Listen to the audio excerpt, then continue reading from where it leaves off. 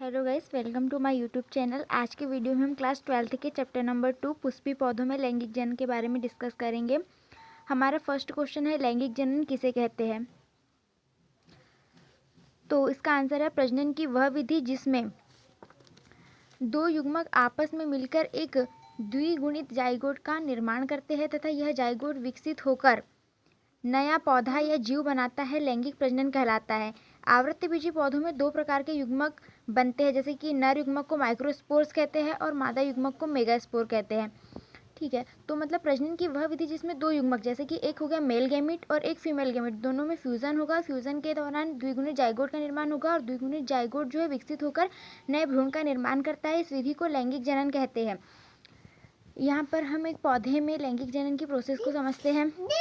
जो द्विगुणित पौधा का बीज होता है वो द्विगुणित होता है। द्विगुणित पौधे से जो पुष्पी पादप होता है वो भी द्विगुणित होता है और जो पुष्प होता है उसमें दो भाग होते हैं, नर जनन अंग और मादा जनन अंग। मादा जनन अंग के भाग होते हैं स्त्रीकेसर, बीजांड, मेगास्पोर। फिर नर जनन अंग के भाग होते हैं पुंकेसर, परागकोश और माइक्रोस्पोर्स। माइक्रोस्पोर्स युग्मोद्भिद में परिवर्तित होता है, फिर ये नर युग्मोद्भिद में होता है और द्विगुणित जाइगोट, फिर नर युग्मक दोनों निकलते हैं और भ्रूणपोष और केंद्रक, और फिर भ्रूणपोष जो निर्मित होता है वो त्रिगुणित होता है। इसी प्रकार मेगास्पोर जो होता है वो मादा युग्मोद्भिद का निर्माण करता है जो द्विगुणित होता है। फिर ये एक अंडकोश का निर्माण करता है, अंड, और एक द्विगुणित केंद्रक का निर्माण करता है। दोनों मिलकर एक जाइगोट का निर्माण करते हैं और जाइगोट से भ्रूण और भ्रूण से पुनः बीज का निर्माण हो जाता है। हमारा दूसरा क्वेश्चन है, एक प्रारूपिक पुष्प की संरचना एवं कार्य लिखिए। ये हम देख सकते हैं इसकी संरचना को। ये हमारा स्टिग्मा है, ये स्टाइल है और ये ओवरी है। ये मादा जनन अंग के भाग हो गए। फिर ये petal, thalamus, pedicel, sepal, vacuole, ovule, filament, anther. Anther, filament और कनेक्टिव जो होता है ये परागकोश के भाग, ये पुंकेसर के भाग होते हैं। पुष्प पौधे का एक महत्वपूर्ण भाग है जो लैंगिक जनन का क्रियाशील स्थल है, मतलब कि जो पुष्प होता है इसी के दौरान लैंगिक जनन की क्रिया संपन्न होती है। एक प्रारूपिक पुष्प में पुष्पीय पत्रों के 4 चक्र होते हैं जो पुष्पासन पर एक निश्चित क्रम में व्यवस्थित होते हैं। ये जो होता है हमारा पुष्पासन होता है जिस पर 4 चक्र व्यवस्थित होते हैं। और पहला हमारा बाह्य दलपुंज, दलपुंज, पुमंग और जायांग। तो बाह्य दलपुंज और दलपुंज को सहायक अंग कहते हैं, पुमंग और जायांग को प्रजनन अंग कहते हैं। मतलब पुमंग और जायांग जो है ये प्रजनन की क्रिया में भाग लेते हैं।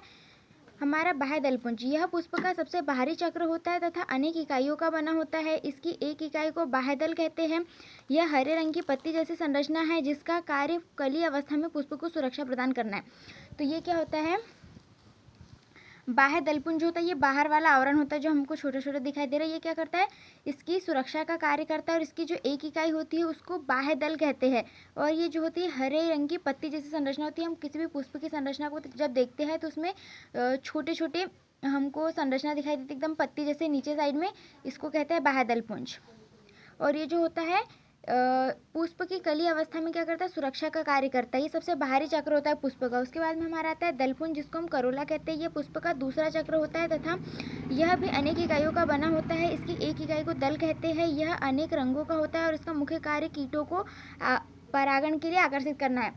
ये जो हमारी पंखुड़ियाँ होती हैं हम पुष्प की, जिनको पंखुड़ियाँ कहते हैं, जो अनेक रंगों की होती है, रंग बिरंगी होती है, उनको हम क्या कहते हैं, दलपुंज कहते हैं। ये बहुत सारी इकाइयों का बना होता है। इसकी एक इकाई को दल कहते हैं।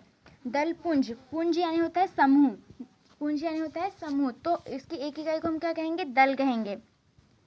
और ये क्या करता है, अनेक रंगों का होगा तो ये क्या करेंगे, कीटों को आकर्षित करेगा। पुमंग, यह पुष्प का तीसरा चक्र है और यह अनेक इकाइयों का बना होता है। पुमंग जो होता है ये नर जनन अंग होता है। इसकी एक इकाई को पुंकेसर कहते हैं और यह पुष्प का नर भाग होता है। इसे लघु बीजाणु पर्ण भी कहते हैं जो लैंगिक प्रजनन में भाग लेता है। हमारा चौथा भाग है जायांग। यह पुष्प का चौथा तथा सबसे आंतरिक चक्र होता है और इसकी एक इकाई को स्त्रीकेसर कहते हैं। जो जायांग होता है यानी कि मादा जनन अंग, जो हमने बताया था स्टिग्मा, स्टाइल और ओवरी, ये जो होता है इसको हम जायांग कहते हैं इस पूरे भाग को, और इसी में जो होता है ओव्यूल का निर्माण होता है। तो ये इसकी एक इकाई को स्त्रीकेसर कहते हैं।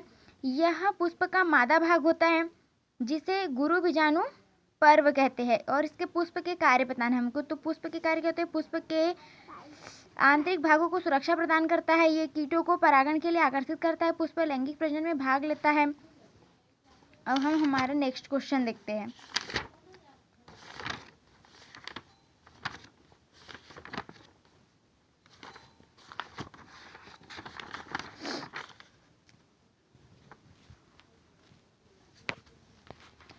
आगे के क्वेश्चन को हम नेक्स्ट वीडियो में डिस्कस करेंगे गाइस।